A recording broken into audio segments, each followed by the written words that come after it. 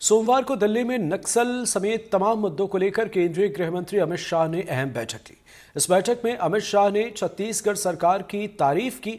शाह ने कहा कि नक्सल मोर्चे पर छत्तीसगढ़ सरकार बेहतर कार्य कर रही है। अमित शाह ने मुख्यमंत्री विष्णुदेव साय की कार्यशैली की तारीफ करते हुए कहा कि छत्तीसगढ़ सरकार ने नक्सल प्रभावित क्षेत्रों में विकास का नया अभियान चलाया है और कई गांवों में पहली बार चुनाव में मतदान हुआ है। छत्तीसगढ़ में जनवरी से अब तक 194 नक्सली सुरक्षा बलों के साथ मुठभेड़ में मारे गए हैं। 801 नक्सली गिरफ्तार किए गए हैं। 742 नक्सलियों ने सरेंडर किया है। गृहमंत्री अमित शाह के मुताबिक देश भर में 13,000 से ज्यादा लोगों ने हथियार छोड़े हैं और मेन स्ट्रीम में शामिल हुए। नक्सलियों के खिलाफ अभियान को अभूतपूर्व सफलता मिल रही है। अब सरकार ने डिफेंसिव नीति को बदलकर आक्रामक नीति अपनाई है। अमित शाह ने कहा है कि छत्तीसगढ़ सरकार ने विकास का नया अभियान चलाया है। छत्तीसगढ़ में गांव-गांव तक विकास पहुंचा है। छत्तीसगढ़ में हुए चुनाव में कई गांव में पहली बार वोटिंग हुई है। पहले खास रिपोर्ट आपको दिखाते हैं, उसके बाद इस मुद्दे पर चर्चा करेंगे कि क्या कुछ है खास और आगे क्या कुछ है चुनौतियां। एक खास पैनल भी हमारे साथ होगा, कुछ खास बयान है, सुनिए आप। माननीय प्रधानमंत्री जी ने 2 अक्टूबर को झारखंड की भूमि से धरती आबा जनजातीय ग्राम उत्कर्ष अभियान चलाया और वामपंथी उग्रवाद प्रभावित क्षेत्र में 15,000 से ज्यादा गांव और लगभग 1.5 करोड़ की आबादी को व्यक्तिगत सुविधाओं के लिए और ग्रामीण क्षेत्र के संपूर्ण सैचुरेशन के लिए तो धरती आबा जनजातीय ग्राम उत्कर्ष अभियान एक मील का पत्थर साबित होने वाला है। मेरा सभी मुख्यमंत्रियों से आग्रह है कि इसको अपने अपने राज्य में आप स्वयं मॉनिटर करिए और इसको आगे बढ़ाइए। मेरा सभी मुख्यमंत्री और मुख्य सचिव से आग्रह है कि ये विकास के कामों की आपके द्वारा कम से कम महीने में एक बार रिव्यू हो। मेनली फॉरेस्ट डिपार्टमेंट से परमिशन की जो थोड़ी तकलीफ होती है, इसको आप लोग मदद करिए। छत्तीसगढ़ की सफलता हम सब के लिए उत्साह की प्रेरणा लेकर आई है। छत्तीसगढ़ में केवल हथियारी ऑपरेशन नहीं चलाए गए, सरेंडर हुए वो भी एक अलग बात है, परंतु इसके अलावे वामपंथी उग्रवाद से प्रभावित सभी जिलों के अंदर छत्तीसगढ़ सरकार ने एक विकास का नया अभियान चला है। 300 के आसपास व्यक्तिगत और फैमिली के साथ जुड़ी हुई भारत सरकार और छत्तीसगढ़ सरकार की योजनाओं को 100% सैचुरेशन का लक्ष्य रखा है। पहले बार 70% वोटिंग किया गया है। सुरक्षा वैक्यूम को कम करने के लिए 2019 से अब तक हमने 280 नए कैंप बनाए हैं, 15 नए ज्वाइंट टास्क फोर्स बनाए हैं और सीआरपीएफ की 6 बटालियन नई अलग अलग राज्यों में राज्य पुलिस की सहायता में हमने भेजा है। क्योंकि जनवरी से अब तक लगभग 194 नक्सली छत्तीसगढ़ में सुरक्षा बलों के साथ मुठभेड़ में मारे गए हैं, 801 गिरफ्तार हुए हैं और 742 ने आत्मसमर्पण किया है। मैं देश भर में नक्सलवाद के साथ जुड़े हुए युवाओं को आज के इस सम्मेलन के माध्यम से अपील करना चाहता हूं, चाहे नॉर्थ ईस्ट हो, चाहे कश्मीर हो, चाहे वामपंथी उग्रवादी क्षेत्र हो, सब जगह लगभग कुल मिलाकर 13,000 से ज्यादा लोगों ने हथियार छोड़े हैं और मेन स्ट्रीम में शामिल हुए हैं। यहाँ पर जो आज भी नक्सली युवा हथियार लेकर ये नक्सलवाद की प्रवृत्ति में लिप्त है, मेरा उनसे आग्रह से विनती है कि हथियार छोड़िए, मेन स्ट्रीम में आइए। सभी राज्यों ने आपके पुनर्वसन की योजनाएं, बहुत लुक्रेटिव योजनाएं बनाई हैं, इसका फायदा लीजिए और देश के विकास में आपका योगदान दीजिए। तो पिछले दिनों हुए एक्शन को लेकर सभी को बधाई। हमारे साथ मेहमान जुड़े हुए हैं, सबसे आपका परिचय कराते हैं। पीके Mishra ji, retired additional DG BSF, बहुत बहुत स्वागत है आपका। गिरीश कांत पांडे जी, नक्सल मामलों के जानकार, हमारे साथ जुड़े हुए हैं। निर्मल कौर, रिटायर्ड आईपीएस, आपका भी बहुत बहुत स्वागत है। और रायपुर से हमारे सहयोगी नीलेश त्रिपाठी हमारे साथ जुड़ गए। आप सभी को एक बार फिर बधाई। पिछले दिनों जो एक्शन हुए और लगातार इस मामले पर एक्शन भी जारी है, सरकारी योजनाएं भी चल रही हैं जिसका फायदा भी मिल रहा है। गृह मंत्री अमित शाह ने बैठक की, ये बेहद खास है और माना जा रहा है कि इससे पहले की बैठक के बाद काफ़ी बदली हुई तस्वीरें हमने देखी हैं और इस बैठक के बाद आने वाले वक्त में भी हम काफ़ी बेहतर तस्वीरें देखेंगे। पहले अपडेट समझ लेते हैं हमारे सहयोगी से, फिर आप सबसे समझेंगे कि कहां पर आगे चुनौतियां मिल सकती हैं। नीलेश, बताएं अपडेट क्या है और गृह मंत्री अमित शाह की बैठक के बाद कितनी उम्मीद? देखिए अमृत, जैसा कि एक परीक्षा की तैयारी करने वालों के साथ होता है कि जब तक परीक्षा की तारीख तय नहीं होती है तब तक वो एक स्पेस लेकर चलता है कि कुछ सिलेबस को बचा कर रखते हैं, आखिरी में पढ़ लेंगे, आखिरी समय में पढ़ लेंगे या उसका रिवीजन कर लेंगे। लेकिन जब तारीख आ जाती है तो वो समय खत्म हो जाता है और उसके बाद वो सिर्फ एक्शन मोड में होता है कि ज्यादा से ज्यादा सफलता मिले, ज्यादा से ज्यादा नंबर मिले, इस वजह से इस तरह से तैयारी की जाए।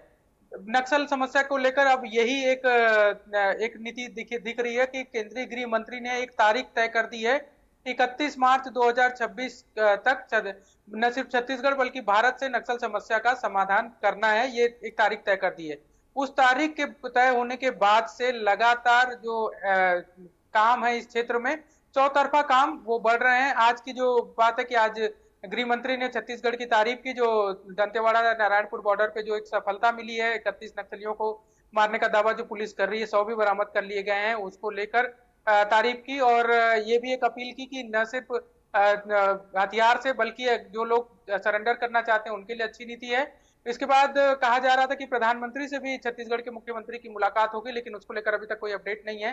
शाम को दिल्ली में मुख्यमंत्री छत्तीसगढ़ के वो अभी देर शाम 8 बजे 8:30 बजे के आसपास वो मीडिया से भी चर्चा करेंगे नारायणपुर में जो हुआ उस सफलता मिली है उसको लेकर, और नक्सल उन्मूलन को लेकर जो नीतियां हैं छत्तीसगढ़ की उसको लेकर भी चर्चा करेंगे। तो कुल मिलाकर आज और कल का दिन जो है वो छत्तीसगढ़ के मुख्यमंत्री और उप मुख्यमंत्री गृह मंत्री जो है विजय शर्मा, वो भी दिल्ली में रहेंगे और छत्तीसगढ़ को जो सफलता मिली है उसको लेकर चर्चा भी करेंगे लोगों से, और नई रणनीति क्या होगी उसको लेकर बड़े जो जिम्मेवार लोग हैं उनसे मुलाकात भी करेंगे। अमृत, बिल्कुल आपने सही कहा। और 2026 तक की डेडलाइन, अभी तक जो स्टेटमेंट सामने आ रहे हैं, उम्मीद करते हैं सारी चीज़ें बेहतर हों।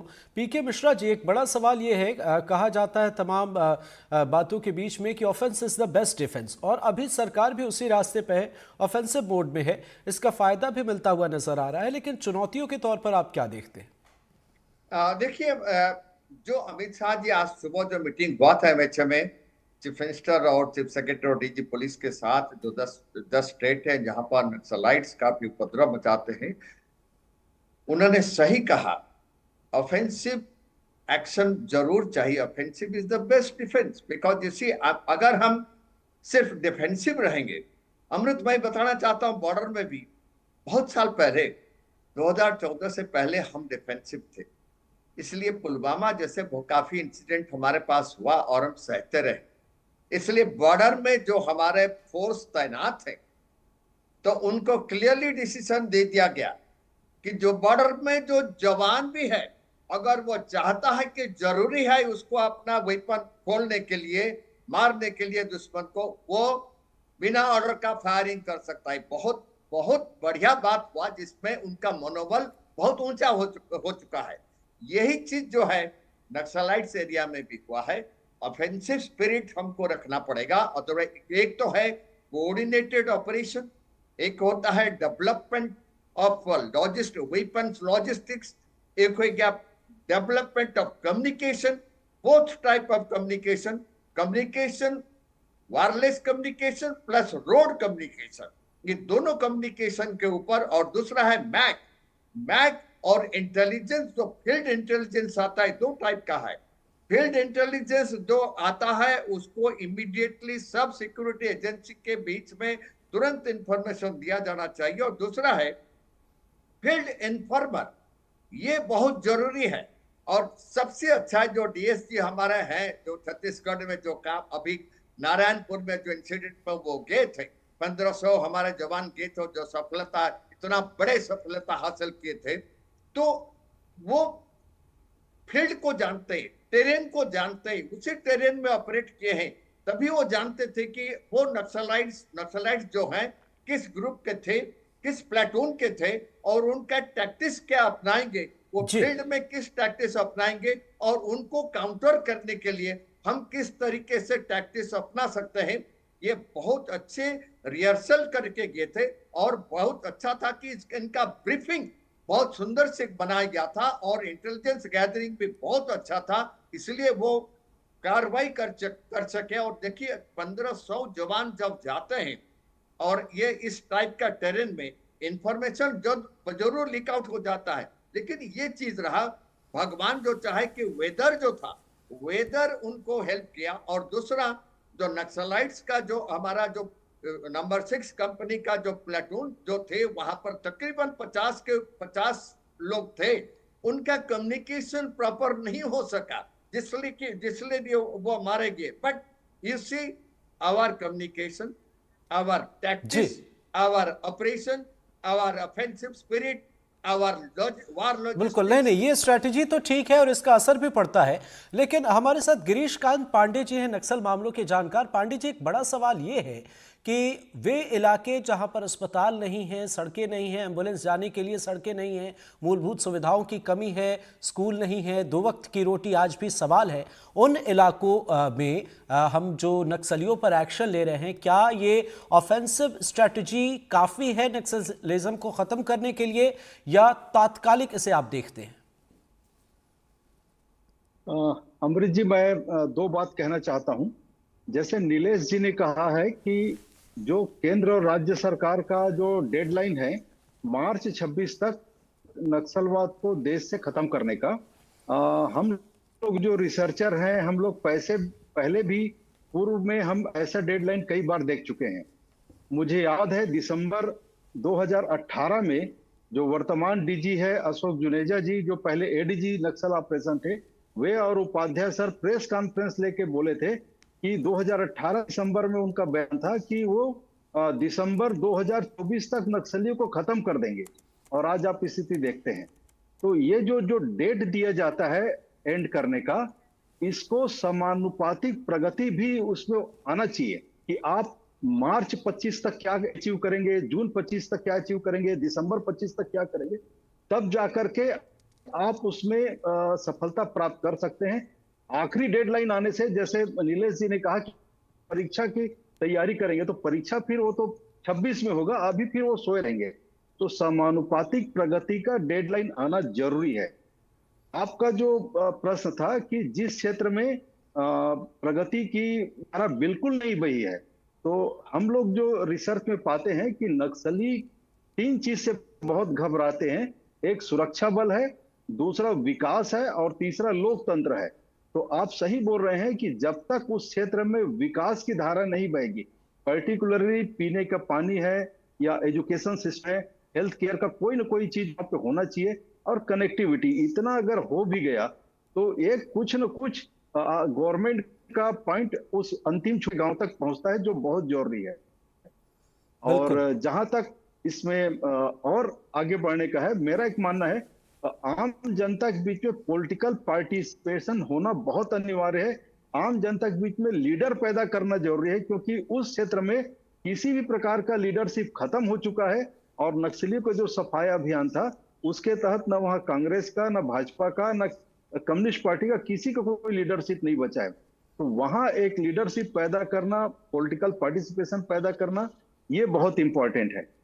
बिल्कुल बिल्कुल, आपने सही कहा, और इसका जिक्र भी दिल्ली में होता हुआ नजर आया, जहां पर इस मसले का जिक्र करते हुए कहा गया कि कई सारे इलाके हैं, कई ऐसे गांव हैं जहां से पहले तक लोगों ने वोटिंग में हिस्सा नहीं लिया था, लेकिन अब वे ले रहे हैं। तो ये अच्छी बात है। निर्मल कौर जी, आपने काफ़ी वक्त महकमे में गुजारा है, आपसे समझना चाहेंगे कहाँ पर चुनौतियाँ प्रशासन के सामने आती हैं इंफॉर्मेशन को लेकर, और स्ट्रॉन्ग पॉइंट्स की अगर हम बात करें नक्सलियों की, तो उनकी मजबूत कड़ी के तौर पर आप क्या कुछ देखती हैं? देखिए, ये जो है आज आप जो सफलता देख रहे हैं, सफलता जिसका कि आज राष्ट्रीय स्तर पर काफी एक्कोलेट्स मिले हैं, ये सफलता एक दिन में नहीं आई है।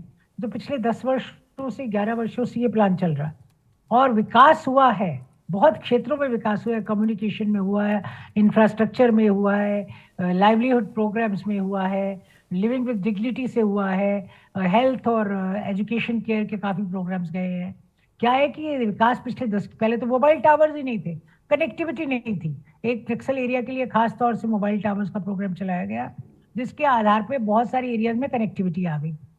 सीएपीएफ का बहुत उपयोग किया गया, ज्यादा उनकी प्रतिनियुक्ति की गई, 2 से नई कंपनियां लगाई गई, ये भी एक बात है। और आप देखिए कि पहले क्या था, नक्सल पुलिस आती थी, खदेड़ती थी ग्रामीणों को, फिर नक्सल आते थे, वो खदेड़ते थे, रात के 2 बजे आ जाएंगे, चलो खाना बनाओ, चलो ये करो, और भी कई तरह के दुरुपयोग वो लोग पब्लिक का करते थे, जिससे कि बेचारा ग्रामीण पिसा रहता था, एक तरफ पुलिस, एक तरफ नक्सल लोग, पार्टी वाले लोग, उनको पार्टी वाले बोलते हैं वो लोग।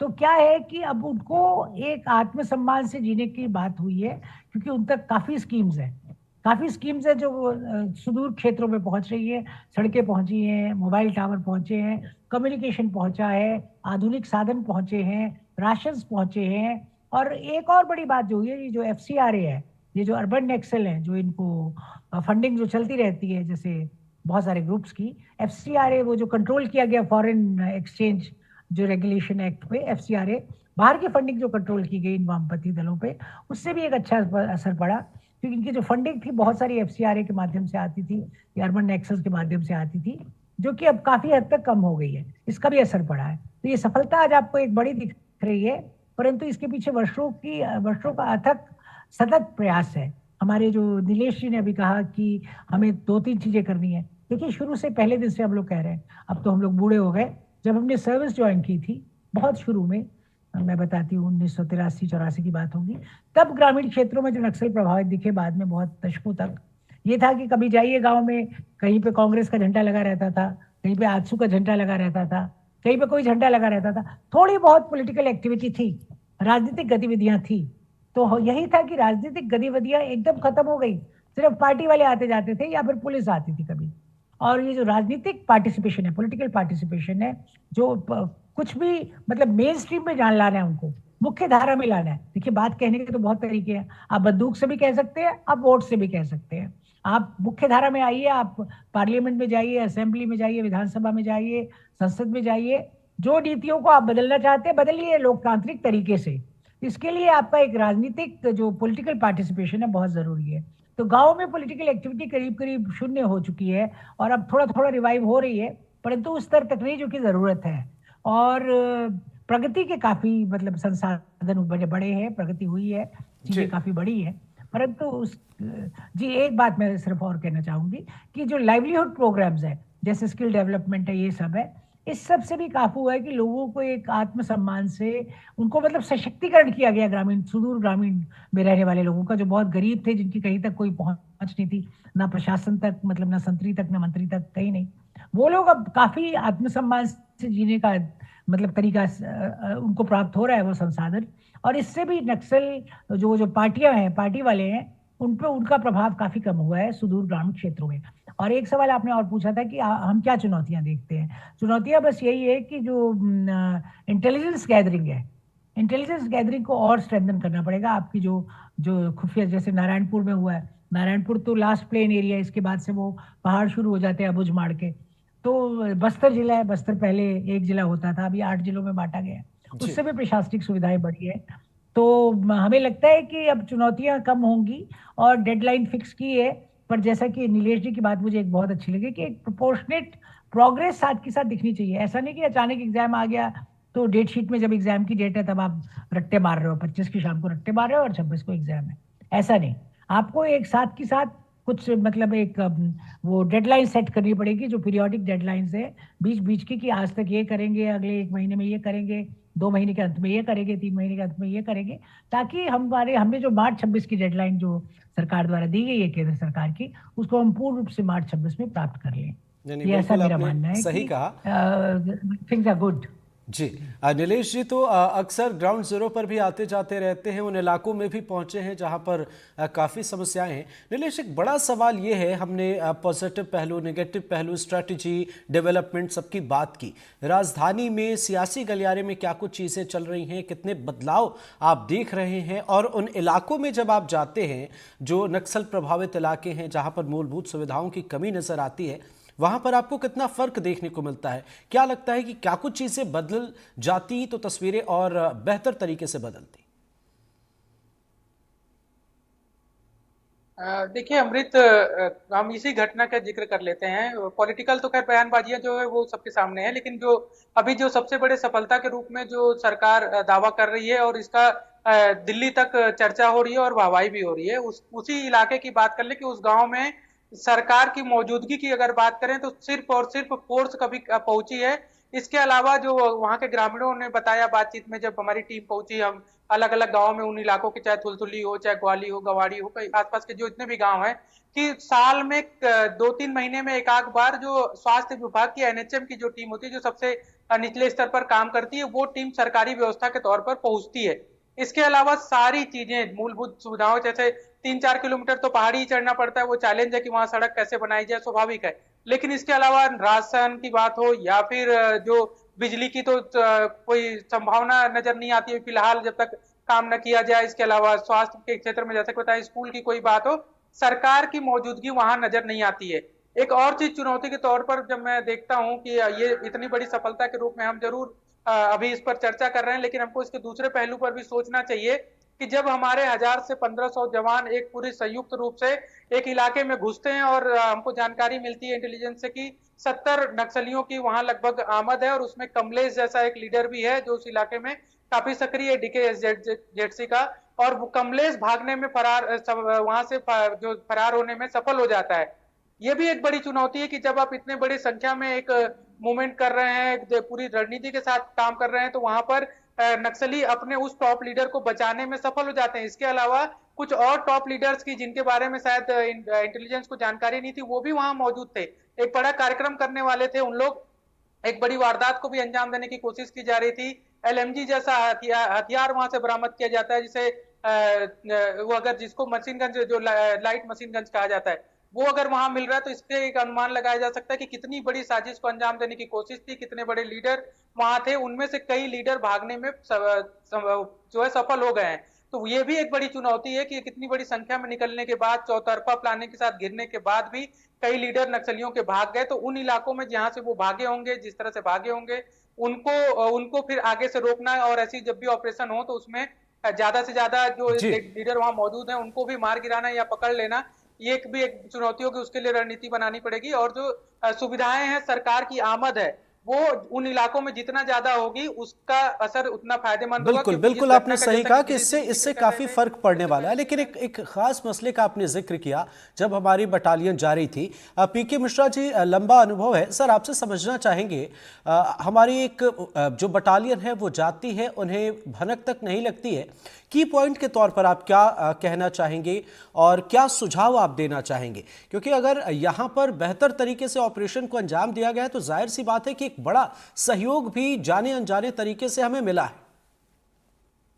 बिल्कुल अमृत, मैं बताना चाहता हूँ, ये जो ऑपरेशन हुआ था, आप देखिए 1500 आदमी का 1500 फोर्स जब मूवमेंट करते हैं, अब ये मूवमेंट आप कितने भी सीक्रेट तरीके से, टैक्टफुली तरीके से करें या जंगल में भी करें, अब बिकॉज जंगल में ट्रैक ही होते हैं, आप कम से कम एक कंपनी या प्लेटून स्ट्रेंथ में या कंपनी प्लस स्ट्रेंथ में आप जा सकते हैं, सिक्योर तरीके से जा सकते हैं। But when you are taking 1500 आदमी, दैट मींस 1.5 बटालियन, 1.5 बटालियंस आप लेके जा रहे हैं, तो इसमें अनिवार्य है कि कुछ ना कुछ इंफॉर्मेशन मिल जाता है। जैसे नीलेश जी बता रहे थे, जो कमांडर है वो 2-3 कमांडर वो भागने में सक्षम होंगे, ठीक है, ऐसा कोई बात नहीं है।